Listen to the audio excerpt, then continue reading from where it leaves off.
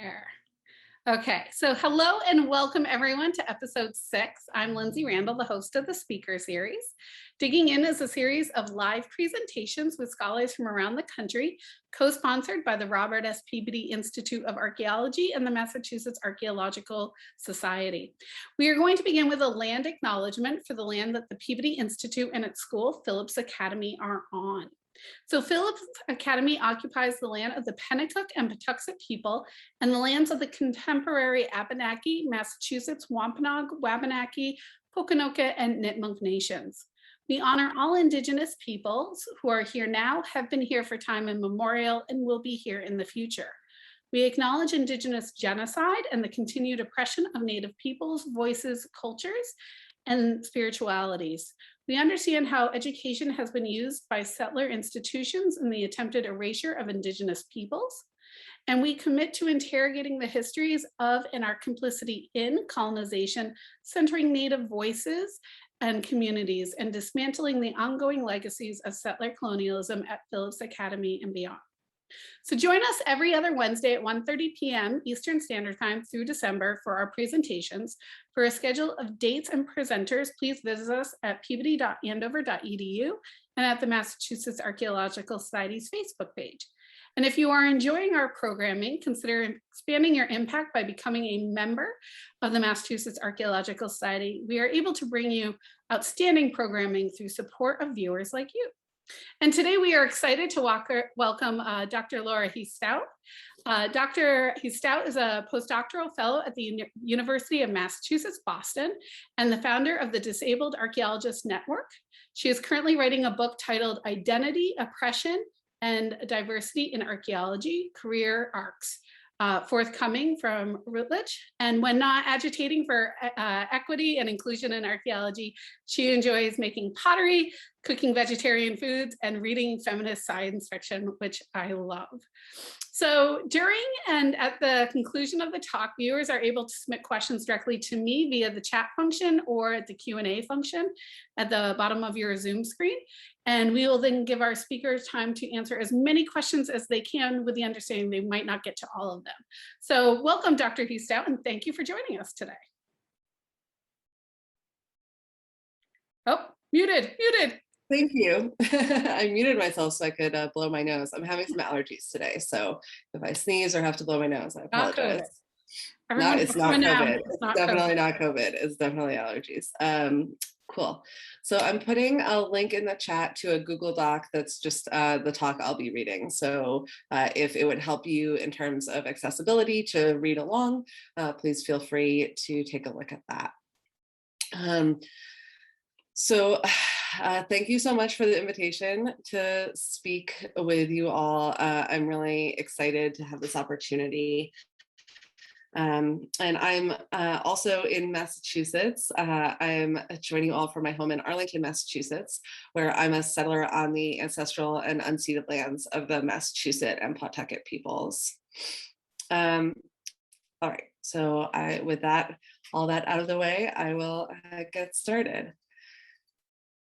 So I'd like you to picture an archaeologist in your head, just the first image that comes to mind when you hear the word archaeologist. My guess is that most of you are probably picturing someone a bit like Indiana Jones, if not Indy himself. This person is probably white, probably male, although maybe less so, that's changing, and probably very physically fit. They're probably not sitting in a wheelchair or holding a cane, are they? Archaeologists have been protesting the sexism and racism of archaeology for decades, and there's still a lot to do. But today, I'm here to talk about a somewhat newer struggle for equity in the discipline, and that's the fight against ableism and for disability inclusion. Who are disabled archaeologists? Once you start looking for us, disabled archaeologists come out of the woodwork. My interviewee, Amy, who has a mental health diagnosis, told me that, quote, I actually am pretty open with people about that because this should not be a dirty fucking secret. And I can't tell you the number of people I've talked to who are like, oh my God, I'm also dealing with that, end quote. I should add, my interviewees are all pseudonyms. This has been my experience too. I've shared a bit of my own story of confronting structural ableism in archaeology as part of a paper I presented at the SAA annual meeting in 2019, and several colleagues came out to me as disabled themselves immediately afterward. And so when I started recruiting disabled interviewees for my research in the summer of 2020, I thought I would have trouble finding enough interlocutors. But once I started putting the word out that I was looking for archaeologists with disabilities to interview, lots of folks volunteered. Some were already acquaintances of mine who disclosed to me that they were disabled for the purposes of my interview. A few had been interviewed for previous research and hadn't mentioned being disabled because I hadn't asked. I found out that I had already been surrounded by disabled colleagues without knowing it, just as Amy had when she started being open about her mental health diagnosis. We don't have numbers for how many archaeologists with disabilities there are here in the US.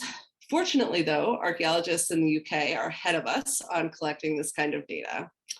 The 2020 Profiling the Profession survey of UK archaeologists demonstrated that, quote, employers reported that 2.8% of archaeologists working for them in 2019 to 2020 were disabled, while 10.5% of individual archaeologists reported that they were disabled, almost 3.5 times the level that employers were aware of, but significantly lower than the overall representation of disabled people in the UK workforce, end quote.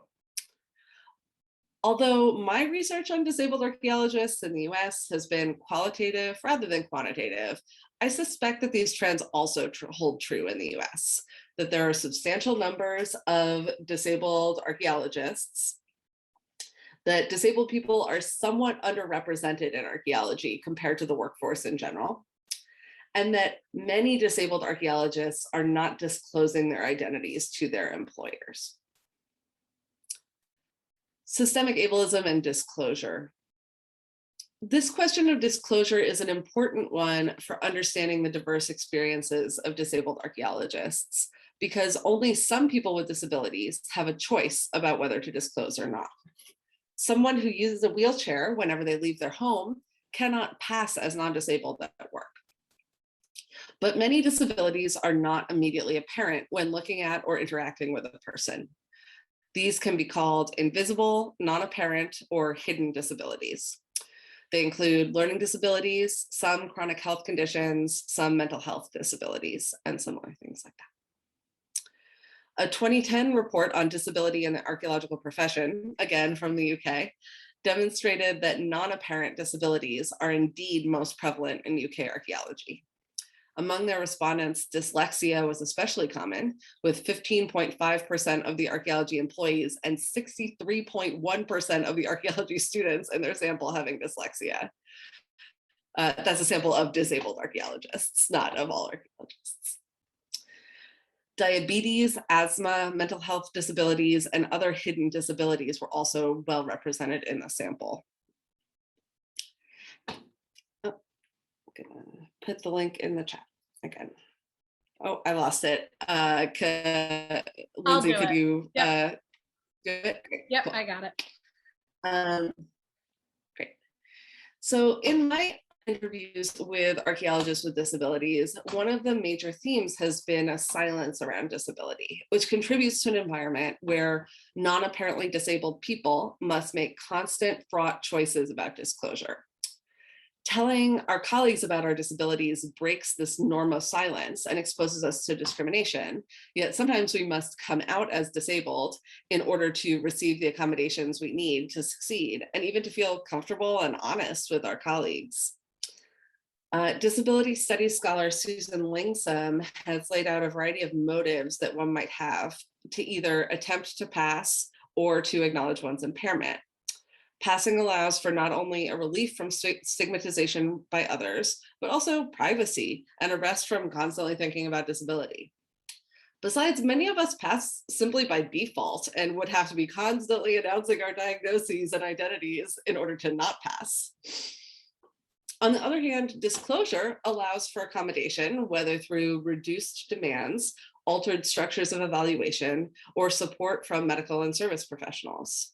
As disability theorist Ellen Samuels writes, quote, like racial, gender, and queer passing, the option of passing as non-disabled provides both a certain level of privilege and a profound sense of misrecognition and internal dissonance, end quote.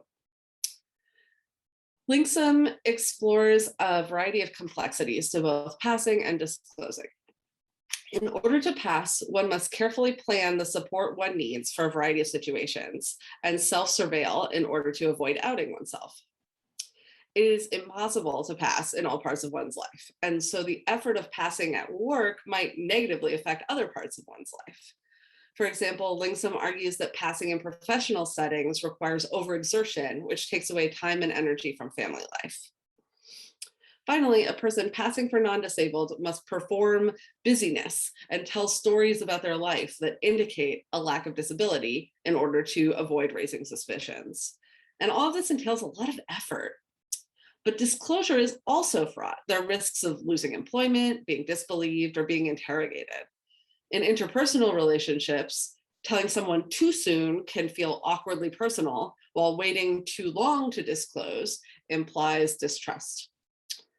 Talking about disability too often comes off as whining, whereas never mentioning it allows non-disabled people to forget disability, leading to discomfort when the disclosure happens again. And many of these complexities were evident in my interviewees' stories. As Taylor explained, their experiences of mental health disability led to a complicated relationship with their graduate school advisor. It's a long quote. There's an issue when your employer, your advisor, your confidant, your mentor is all rolled into one person, and you have to make a very public admission of incapability and or failure to that person and expect them to be that kind of figure that can help you and will also not just say that you're not worth it. It's difficult to be honest, and then you end up putting yourself in a position where you have to explain everything. You have to lay that out. And to come to a panel of people who have your future literally in their hands and say, these are all the ways that I'm incapable, is a very humbling experience. And it's one that's hard to recover from in terms of professional ability, end of quote.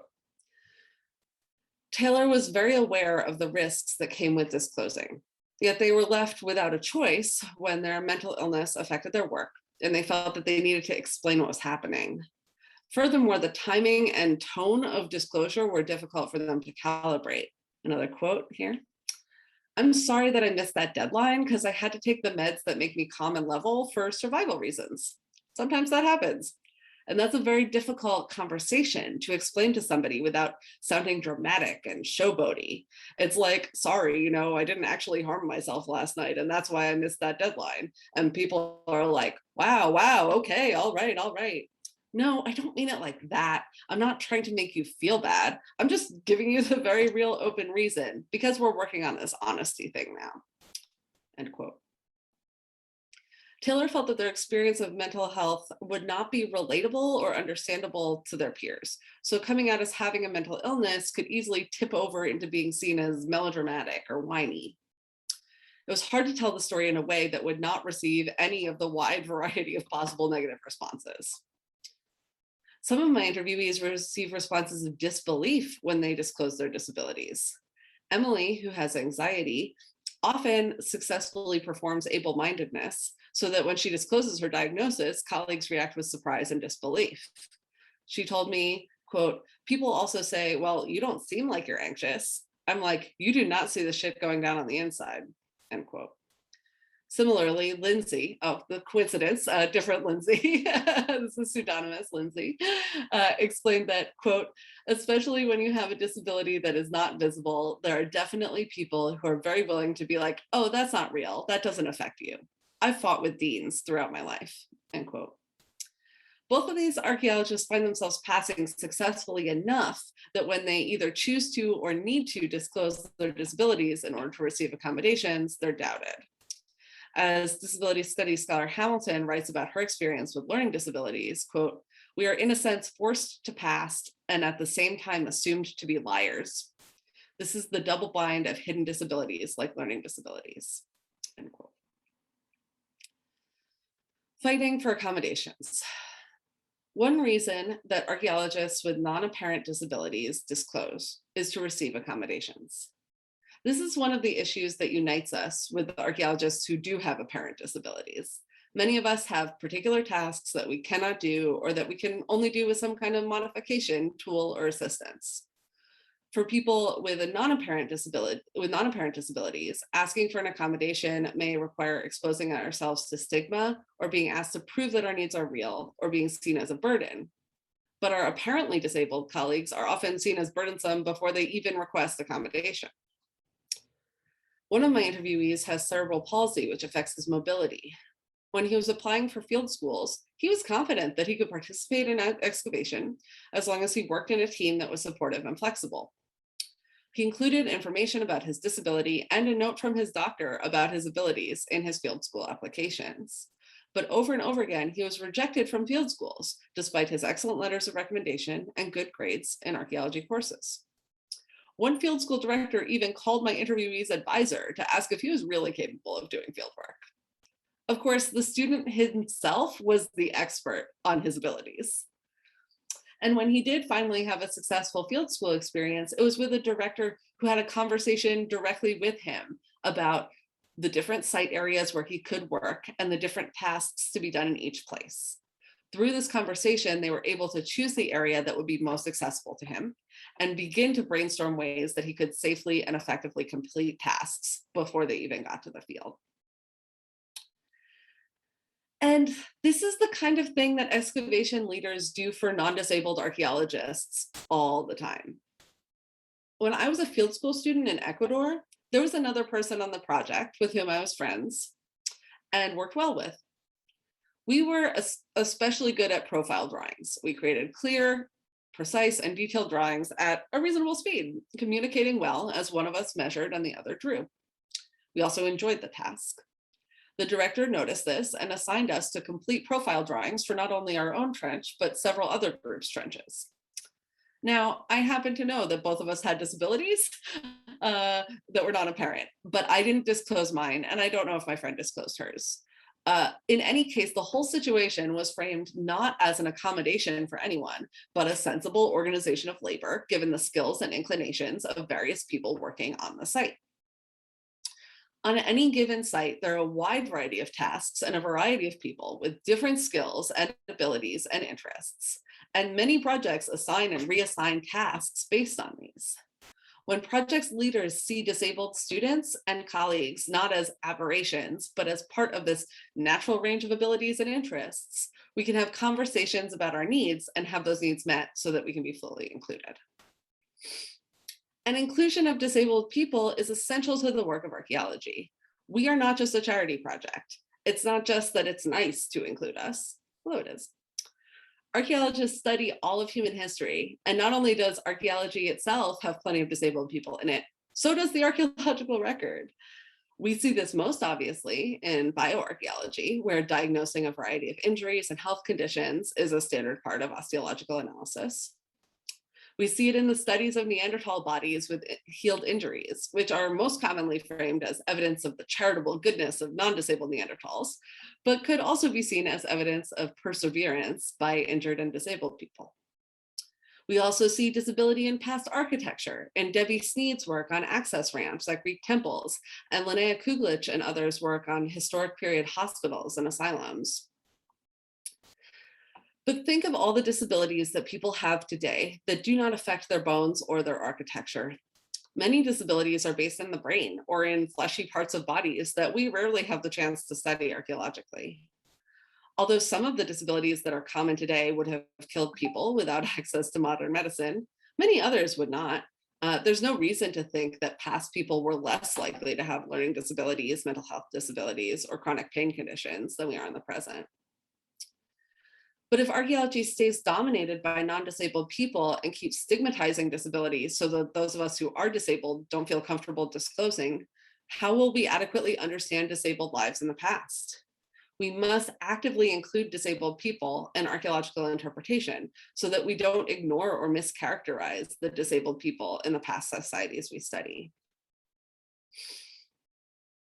Building a more inclusive and accessible archaeology.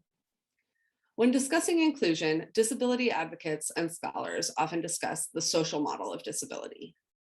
In contrast to the medical model, which sees our bodies and minds as broken things that must be fixed and normalized by Western medicine, or the charity model, which sees us as pathetic creatures to be pitied by the more fortunate, the social model says that the impairments we have are not the problem. The problem for disabled people is not our bodies or our minds, but the society that is not built to accommodate us. A wheelchair user's problem is not an inability to walk, but a lack of ramps, curb cuts, and elevators. A blind person's problem is not an inability to see, but the lack of braille materials and tactile strips so that they can feel where the sidewalk ends and the street begins. A learning disabled person's problem is not that their brain works differently from how a teacher expects it to, but rather the teacher's expectation itself. According to the social model, a disabled archaeologist's problem is not the ways their body or mind differs from the expected norm, but rather the fact that their workplaces or classrooms are designed for people who do fit the norm and are insufficiently flexible. So, I urge you to do your part to change archaeology into a more inclusive discipline.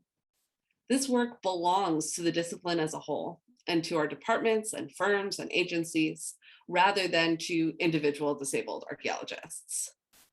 We are all around you. Anytime you run a class or a field project or a lab or a public program, you should assume that disabled people are present. You should assume that the people involved have a variety of abilities and needs, and you should open up conversations about what is needed to accommodate all. You can find resources and support for this work in some established organizations like the Enabled Archaeology Foundation, again, based in the UK, Project Nightingale, based in the UK, and the American Veterans Archaeological Recovery, and in the brand new organization I founded this year, the Disabled Archaeologists Network. It's on all of us to do this work to make our field as inclusive and effective as it can be, and to meet our mission of studying all the people in the past. Thanks, and I look forward to your questions. Perfect, thank you. This was excellent. So yeah, everyone, you can put your questions in and everything into the, again, the Q&A or in the chat, whichever one you find easier, and we'll answer them. We're already getting a lot of comments in the chat though about like wonderful, you know, again, I agree with Nancy about the comment about disabled Neanderthals, because we're taught like, you know, the first healed bone is, you know, teaches us that, you know, that they were taken care of or whatever, right? Whatever that quote is. And it's like, oh yeah, but you know, as someone who fractured my ankle this summer, like, you know what I'm saying? Like I had to do actually a lot of the work to be able to move around and take care of myself, right? Yeah. And everything. Yeah, I sometimes think about one of the various effects of my disabilities is that I had a pretty extensive surgery on my jaw as a teenager. And so there's a whole lot of metal in there. It's a whole mess. And so I hope that someday it would be very cool if an archaeologist found my body and was like, what is this barbaric early 21st century medical practice where they like cut people's jaws in pieces and then screwed them back together. But I also hope that those people would see me as a person who endured that rather and experienced that rather than just as a like object upon which some surgeon acted. Yeah, no, I agree. Because again, like your thing about like asthma as a disability, like, you know, at least for me, I don't know how our viewers are seeing this, is I have actually severe asthma. I have pulmonary fibrosis. So about that, I actually have broken my ribs, right? But again, it's that whole like, oh yeah, like when we look at these traumas to human remains or whatever, right? How is it related to stuff we're not seeing? And it just, you know, even though it's happened to me, I don't deal with human remains, so, you know, I never quite think like that, but we have a question from Mary. So can you speak more about your findings of how to best support students and workers with mental health concerns? Yeah, hi Mary. Yeah, that's a great question. I think what I heard most from my interviewees who have mental health disabilities or diagnoses was about sort of flexibility. And so something that comes to mind in actually from published work is Teresa O'Mahony, who founded the Enabled Archaeology Foundation, has a really great guide that's free online, the Enabled Archaeology Guide, published by British Archaeology Journals and Reports. I think that's what Badger stands for. One of the things that she suggests for making your field site accessible is having a rest area, like a designated area that's like a quiet space where we don't do work, and anyone who just like needs a break is allowed to go there at any time and just like rest. And so that helps with people who might have less energy or have chronic pain or something like that. If they need a physical break, it might help someone who has diabetes and has to go like check their blood sugar and just like needs a place to sit down and do that. But it also helps people with mental health disabilities if they're getting overwhelmed and they just need like a place to go where people see like that person's resting, I'm going to not bug them, and do that. On a larger scale, I think a lot of it is sort of flexibility around timing. I had an interviewee who, a lot of my interviewees who had mental health disabilities talked about timing in graduate school and like on the tenure track and sort of deadlines as being a problem, and that the either the sort of set deadlines of an organization or the sense of rush created by the extreme competition for academic positions creates this sort of feeling that you have to be productive all the time. And a lot of people with mental health disabilities are going to have time to can't be productive. I mean, all humans have times when we can't be productive, but it might come out in particular ways for people with mental health disabilities. And so I think that, again, this is the thing about universal design, is that sometimes when you make things better for people with disabilities, it also makes things better for people without disabilities. And so I think that we need to, normalize talking about hard times, and I think we need to normalize sort of flexibility in terms of their sort of like expectations of productivity, and we all just need to slow down a little bit, and that's going to help a whole lot of people. The other thing that comes to mind that's just a real amazing model is the American Veterans Archaeological Recovery, which runs field projects where most of the people on the project are veterans. It was founded by a veteran who's also an archaeologist, and they have mental health counselors available on site the whole time. Which I just think is amazing. And that's something that I hope to do someday, is to have, if I'm running my own project, is to have mental health counselors available on site. Oh, that'd be perfect. The whole time. Or even on call, you know, if there was, or like having hotlines available, things like that. So that's some of my thoughts on that. Perfect. So we have a couple more questions that have come in. One is, do you conduct any interviews with individuals with disabilities regarding diet, and what did they say? This person has celiac disease, so while I certainly have the option of passing, I'm often forced to disclose if I want to eat. In fact, for field school, I had to bring a month's worth of shelf-stable food with me to make sure I had things to eat. I'm not sure that came up in any of my interviews, but I have personal experience. It's a little bit different. I'm a vegetarian, and that is a choice. So I recognize that that's different than having celiac. My mom has celiac though, so I've thought a lot about availability of gluten-free things. And yes, I definitely have felt doing field work as a vegetarian in Latin America, like I was sometimes being seen as a burden or like sort of high maintenance for having this request. And that's something that I suspect would also hold, that I don't think the reason I received that attitude from people was just that vegetarianism is a choice. I suspect that people with celiac disease would also get that, like, you're just being difficult, and like, you know, sort of feeling yeah, I think it's a big problem. my hope would be that if you're running a field project or a project where people have to go far away from home and are not, controlling their own food or cooking their own food, that there would be, that seems like something that you can ask people in advance when you're sort of getting people's information for the project. And you could say, do you have any dietary restrictions? And then if people do, you could have a conversation about it. It seems sort of ridiculous to me that someone would have to bring all their own food for a month.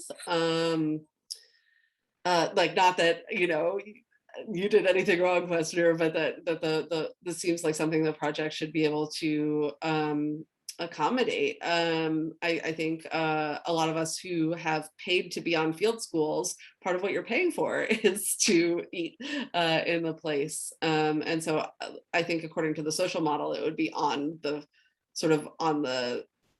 plate of the field, on the plate of the field project to make sure that there were things that there are things that people could eat. But yeah, it's definitely a concern, and yeah, making sure that people have what they need. And it does when and I see what you mean about how food would just sort of force you to disclose that, like, we all have to eat, and so that is going to come up. Yeah, you definitely can't hide that. Mhm. We have another question. We have many questions, so unfortunately, I Yeah, know we won't I get to see all of them them. coming in. Can you address how grant agencies perpetuate ableism in archaeology? And what would you like to see change in those agencies? And what may we be able to do to start to advocate in our proposals to make our projects more accessible? And Kimberly just loves also the idea of having a mental health person come on a project. So Yeah. Yeah, that's a really interesting question. I think I haven't looked at the major grants, and so some of the major granting agencies may be already doing this, but I would hope that any granting agency would be willing to include accommodations that cost money in the budget. And so there are people who need ASL interpreters or BSL whatever sign language interpreters, or captioning in order to be able to access